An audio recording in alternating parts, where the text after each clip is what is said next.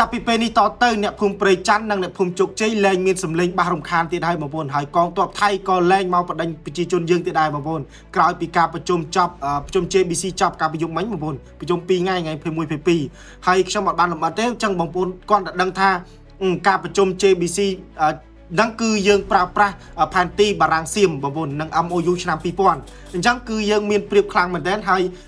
MOU ឆ្នាំ2000និងបារាំងសៀមនេះហើយគឺជាអ្វីដែលយើងចង់បានអញ្ចឹងយើងត្រូវតែត្រៀមចិត្តទាំងអស់គ្នាថាកន្លែងណាដែលជារបស់គេគឺយើងឲ្យគេកន្លែងណាដែលជារបស់យើងគឺនៅតែជារបស់យើងបងប្អូនតែអ្វីដែលសំខាន់ពេលនេះគឺអ្នកភូមិព្រៃច័ន្ទនឹងលែងមានសម្លេងបះរំខានទៀតហើយបងប្អូននៅថៃនោះកំពុងតែរិះគន់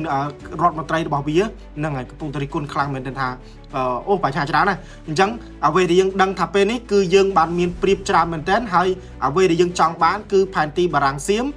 និង MOU ឆ្នាំ2000ឥឡូវនេះគឺការប្រជុំនេះគឺសម្រាប់ប្រើប្រាស់ផែនទីហ្នឹងបងប្អូនអញ្ចឹងគឺសប្បាយចិត្តខ្លាំងមែនទែនអ្នកភូមិព្រៃច័ន្ទរបស់យើងនិងអ្នកភូមិជោគជ័យក៏នឹងបានដេកលក់ស្រួលដែរលែងមានសម្លេងបះរំខានលែងមានសម្លេងខ្មោចរំខានទៀតដែរបងប្អូន